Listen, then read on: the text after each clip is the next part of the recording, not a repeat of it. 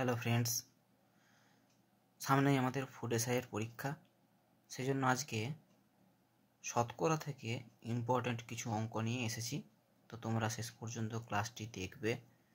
যদি ভালো লাগে তবে অবশ্যই চ্যানেলটি সাবস্ক্রাইব, লাইক, শেয়ার করবে। তো অঙ্কে আসা যাক। পরীক্ষায় পাস নম্বর 36%। এক ছাত্র 190 পেয়ে 35 নম্বরের জন্য ফেল করলো। পরীক্ষায় মোট নম্বর কত? তো পরীক্ষায় পাস নম্বর কত বলেছে? পরীক্ষায় পাস নম্বর 36%।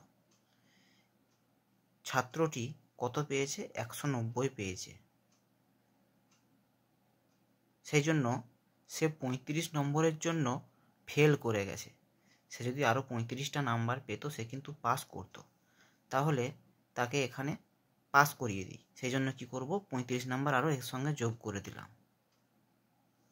তো 36% সমান যোগ করলে কত হবে? 5, 9 3 12, 2, 11 2। আর 100% সমান বের করব। 1% সমান কত হবে? 225/36। আর 100% সমান 225/36 ইন্টু 100। তো এটা কাটাকাটি যাবে। প্রথমে এটা 3 দিয়ে কাটি। 12 3 36, 3 দিয়ে এটা যাবে, 3 7 21, 15, 3 5 15। এটাকে আবার 4 দিয়ে যাবে, 4 3 12, 4 25 100। এটা কাটবো, 3 25 75।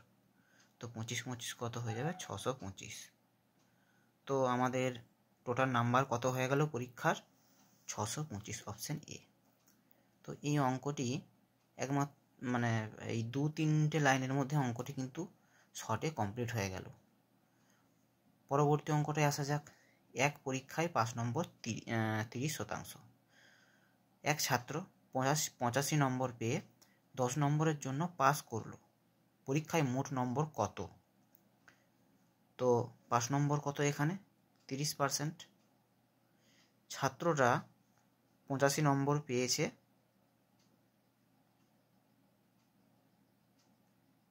এবং 10 নম্বরের জন্য সে পাস করে গেছে। তাহলে এখানে আমি কি করব? 10 নম্বর সে এক্সট্রা পেয়ে গেছে, 10 এখানে মাইনাস করে দিলাম। 30% সমান বিয়োগ করলে হবে 75। 1% সমান 75/30।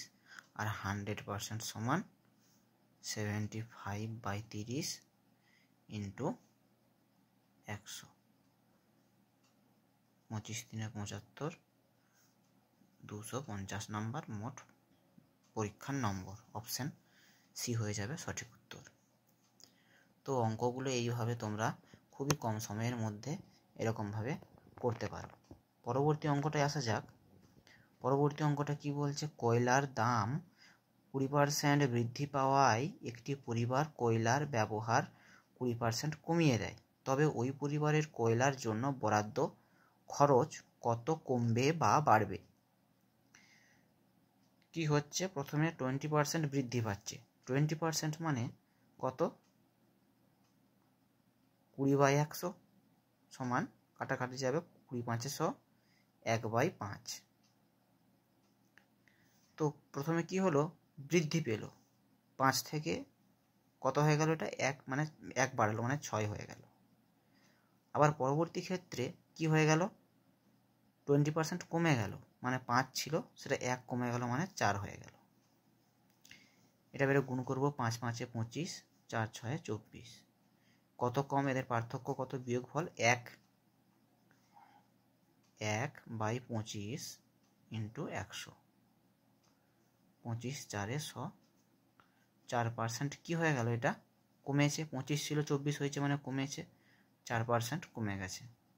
অপশান সি হয়ে যাবে এটা সঠিক উত্তর। পরবর্তী প্রশ্নে আসা যাক।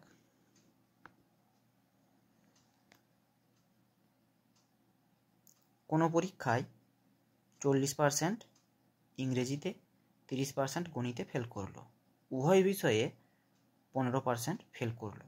তো শতকরা কতজন উভয় বিষয়ে পাস করলো? তো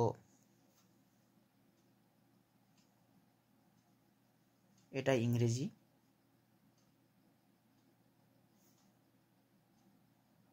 আর এটা ম্যাথ।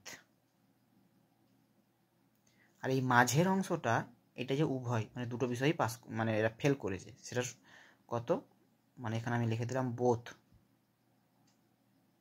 ইংরেজিতে কত পার্সেন্ট? 40,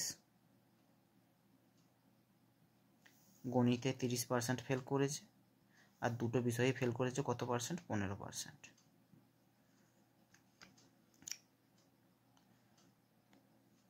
তো তাহলে এবার ইংরেজিতে কত আছে, মানে কত হয়েছে দেখব। 40 মাইনাস 15 সমান 25% এখানে বেরোবে 30 মাইনাস 15 সমান 15%। তো আমি টোটাল ফেল আমি বের করব।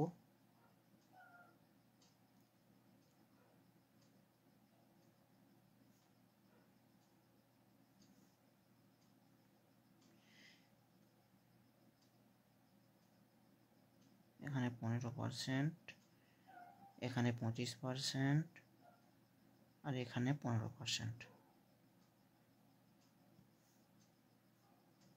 55% টোটাল ফেল। এবারে আমাকে বলেছে শতকরা কতজন উভয় বিষয়ে পাস করলো। তো পাস কতজন, টোটাল আমি 100% ধরে নিলাম। 100% মাইনাস এটা 55 সমান কত হবে? 5,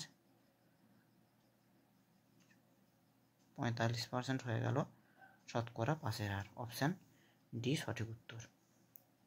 তো তোমরা এইভাবে অঙ্কগুলো এই নিয়মে করলে একদম সঠিক অঙ্কটা হবে এবং খুব কম সময়ের মধ্যে করতে পারবে। যদি ভালো লাগে তাহলে চ্যানেলটি অবশ্যই সাবস্ক্রাইব করবে পরবর্তী ভিডিও পাওয়ার জন্য। ধন্যবাদ।